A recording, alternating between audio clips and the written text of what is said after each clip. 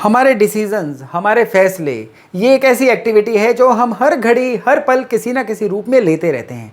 कई बार हम फैसले लेते हैं एक्टिवली, लेकिन कई बार परोक्ष रूप में जाने अनजाने में भी हम फैसला ही ले रहे होते हैं। अभी भी अगर आप अपना कीमती समय निकाल के इस वीडियो को देख रहे हो ना, तो ये भी एक तरह से आपका एक फैसला ही है। जीवन में अगर आपके फैसले लगातार सही होते चले जाए ना, एक श्रृंखला में आपके फैसले सही होते चले जाएं, तो आप कहलाएंगे कामयाब, आप कहलाएंगे सुखी। लेकिन ठीक उसी समय पे अगर फैसले लगातार गलत होते चले जाएं, तो वो इंसान को संघर्ष में भी ढकेलते हैं और इंसान फेलियर भी कहलाता है। बहुत ज़रूरी है फैसलों का सही होना। लेकिन यहाँ पे एक बात है कि हमें कैसे पता चलेगा? हर समय पे इंसान जो है वो फैसला अपनी तरफ से तो सही ही लेता है, लेकिन ये कुदरत डिसाइड करती है या समय डिसाइड करता है कि वो फैसला उसके लिए सही था या नहीं था। कुदरत किसी भी फैसले को लेते हुए कुछ ना कुछ ओमेंस देती है, कुछ ना कुछ सिम्टम्स देती है, कुछ निशानियां देती है। अगर आप उन निशानियों को फॉलो कर लें तो आपको बहुत अच्छे से बहुत हद तक पता चल सकता है कि ये फैसले आपके फेवर में हैं या नहीं हैं। तो आज के वीडियो में हम यही चर्चा करने वाले हैं कि किस तरह से इन ओमेंस को पहचाना जाए, इन निशानियों को, इन इशारों को पहचाना जाए, ताकि आपके जो बड़े फैसले हैं ना, जो जीवन को बदल सकते हैं, वो सही हो जाएं। तो चलिए आज का वीडियो शुरू करते हैं। नमस्कार, मेरा नाम है योगेश शर्मा। स्वागत है आपका happy life with Yogesh Sharma में। और दोस्तों, इस वीडियो में आगे बढ़ने से पहले एक विनम्र निवेदन कि अगर अभी तक आपने इस चैनल को सब्सक्राइब नहीं किया है ना, तो कृपया सब्सक्राइब जरूर करिएगा और बेल बटन दबाना ना भूलिएगा। देखिए, फैसले कई तरह के हो सकते हैं। किसी के लिए शादी करने का फैसला और किसी के लिए शादी न करने का फैसला, कहीं पे नौकरी के लिए अप्लाई करने का फैसला, कहीं नौकरी छोड़ने का फैसला, कहीं कोई नया व्यापार शुरू करने का फैसला, कहीं नया मकान लेने का फैसला और कभी मकान बेचने का फैसला, जीवन साथी से को चुनने का फैसला या उससे अलग हो जाने का फैसला, फैमिली को एक्सपेंड करने के लिए, चाइल्ड बर्थ के लिए एक डिसीजन मेकिंग, या फिर एक ऐसा डिसीजन कि अभी फैमिली को एक्सटेंड नहीं करना है, अवॉइड करना है। हर घड़ी हर पल कोई ना कोई फैसला हम ले ही रहे होते हैं। हमेशा इसमें आपने कुछ ओमेंस का ख्याल रखना है। इसमें पहला तो आपका नासिका का जो ओमेन है ना, इसका बहुत ज़्यादा ख्याल रखिएगा। किस तरह से? हमारे हमेशा नाक जो है ना, आप कभी भी प्रैक्टिकली नोट करिएगा, लेफ्ट नोज या राइट नोज, इनमें से कोई एक ही ज़्यादा चल रहा होता है। यहाँ पे बहुत ध्यान देने लायक बात है कि जो लेफ्ट नोज है ना, ये चंद्रमा द्वारा कंट्रोल होता है और राइट नोज जो है ये सूर्य द्वारा कंट्रोल होता है। चंद्रमा इमोशंस के कारक है, सूर्य नतीजों के कारक हैं, सूर्य काम को कर देने के या रास्ता दिखाने के, आपको सॉल्यूशन देने के कारक हैं। कभी भी आप कंफ्यूज हो रहे हैं ना, तो उस समय पहले तो आप नासिका देखिए। अगर तो आपका लेफ्ट नोज चल रहा है, एक को दबा के आप सांस लेके देखिएगा, आपको पता चल जाएगा कि कौन सा नोज चल रहा होता है। अगर लेफ्ट नोज चल रहा होगा तो उस समय ज्यादातर आपके फैसले हो सकता है कि इमोशन बेस्ड फैसले हो, भावनाओं में बह जाने वाले फैसले हों।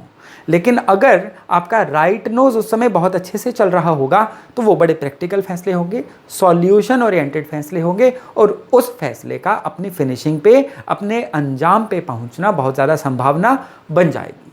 तो ये एक आपके लिए मुहूर्त का भी काम कर सकता है या आपके लिए एक सिग्नल का भी काम कर सकता है। तो एक तो हो गया आपका नासिका से एक प्रेरणा लेना या उसको एक निशानी के तौर पे यूज़ करना। दूसरे, आपको सबसे पहले अपने बर्थ चार्ट में राहु का ध्यान रखना है। जिन भी लोगों के राहु मीन राशि से जुड़े होते हैं या राहु 12वें घर से जुड़े होते हैं या 12वें घर पे राहु की कोई दृष्टि भी होती है ना, उनको सूर्यास्त के बाद कोई भी बड़ा फैसला नहीं लेना है। किसी ऐसे इंसान से मीटिंग भी रात को नहीं करनी है जो मीटिंग किसी ना किसी फैसले में कन्वर्ट हो, क्योंकि वो फैसला जो होगा ना, वो उनके लिए पेन ज़्यादा लेके आएगा और रिजल्ट जो है वो कम लेके आएगा। आपकी दशांतर दशा कौन सी चल रही है ये भी मैटर करता है और विशेष तौर पे आप जो भी फैसला ले रहे हैं ना, आपके उस फैसले से जुड़े हुए घर को कौन सा प्लैनेट देख रहा है, ये बहुत मैटर करता है। ये मैं आपको एक छोटी सी उदाहरण के माध्यम से बताता हूँ। सपोज करिए एक इंसान नौकरी को छोड़ के अब एक अपना बिजनेस शुरू करना चाह रहा है। ठीक उसी समय पे उसका जो काम कारोबार करियर का जो 10वां घर होता है बर्थ चार्ट का, वहाँ से राहु गुजर रहे हैं, 18 महीने के लिए गुजरेंगे उस घर से, या बर्थ चार्ट में भी राहु जो है उस घर को प्रभावित कर रहे हैं। या तब क्या होगा, ये इंसान लगातार संशय में रहेगा, मैं छोड़ूं कि ना छोड़ूं, करूं कि ना करूं, लगातार वो इंसान डरता रहेगा। तब उस इंसान को चाहिए कि किसी मेंटोर, किसी गाइड को कांटेक्ट करे। पूरे इन्स एंड आउट उस इंसान को तब नहीं समझ आएंगे, तब उस इंसान की बुद्धि पे पर्दा आ जाएगा, वो सही फैसला नहीं ले पाएगा। तो राहु की जो पोजीशन है ना, आपको सही नतीजे पे पहुंचने में या सही नतीजे से दूर करने में बहुत ज़्यादा मैटर करती है। अब किसी इंसान की 7.5 चल रही है, तब तो शनि जो है हाइपर एक्टिव हो जाते हैं। वो इंसान जो है इस समय में किसी ना किसी तरह से अपने जीवन को बदल देने वाला फैसला ले रहा है, यानी जैसे कि शादी करना चाह रहा है, काम कारोबार नया लॉन्च कर रहा है, कोई बहुत बड़ी इन्वेस्टमेंट कर रहा है, या अपना मुल्क छोड़ के किसी दूसरे देश में सेटल होने का प्रोग्राम बना रहा है। तो इस केस में भी उसको सबसे पहले तो अपने बर्थ चार्ट में शनि की बहुत ज़्यादा केयर करनी है। क्यों? क्योंकि तब क्या होगा कि उस घड़ी उस मुहूर्त में किया गया काम जो है ना, बहुत डिले में चला जाएगा, उम्र का एक कंसिडरेबल हिस्सा केवल सेटल होने में ही बीत जाएगा। तो इस तरह से आपका बर्थ चार्ट भी निशानियां दे रहा है। इस तरह से आपका जो जैसे नासिका के थ्रू आपके श्वास भी आपको एक निशानी दे रहे हैं कि ये काम आपको करना चाहिए या ना करना चाहिए। अब यहाँ पे देखिए, ओमेंस तो और कई तरह के बने हुए हैं, हम अभी ओमेंस में नहीं जाएंगे। अब आपको यहाँ पे एक और चीज़ का ध्यान रखना है, ये मैंने अपने पिछले वीडियो में भी कही थी कि आपको आपके जो अर्ली मॉर्निंग के सपने आते हैं ना, उनको डायरी पे नोट करना सुबह उठते ही शुरू कर दीजिए। आपको इससे क्या होगा, 1.5-2 महीने के भीतर ही एक पैटर्न का पता चलना शुरू हो जाएगा कि आज अगर आप कोई बड़ा डिसीजन लेने वाले थे तो सुबह का सपना आपसे क्या बातें करना चाह रहा है। दरअसल सपने के थ्रू आपके केतु आपसे बातें करते हैं, और जब ये बातें करते हैं ना, तो ये बातें कोई झुटला नहीं सकता है। तो आप अपना देखिए, आपका पैटर्न आप ही डिसाइड करेंगे। आप किसी एस्ट्रोलॉजर को जाके या किसी कंसल्टेंट को जाके रोज अपना सपना तो नहीं बताएंगे ना, एटलीस्ट उसको जो सपना आपको याद होता है ना, डायराइज करना शुरू कर दीजिए। आपको एक आइडिया हो जाएगा। अगर आपके किसी काम में फेलियर आना है तो आपको गिरने का सपना आ सकता है, सीढ़ियाँ तेज़ी से नीचे उतरने का सपना आ सकता है। ठीक उसी समय पे अगर आप किसी काम में ऊंचाई पाना चाह रहे हैं या वो फैसला आपका सही होने जा रहा है ना, तो केतु आपको सपने के माध्यम से ही कोई खुशनुमा एहसास दे सकता है, और ये बहुत ज़्यादा होता है। अमावस या पूर्णिमा पे ये पैटर्न बहुत ज़्यादा देखने को मिलता है।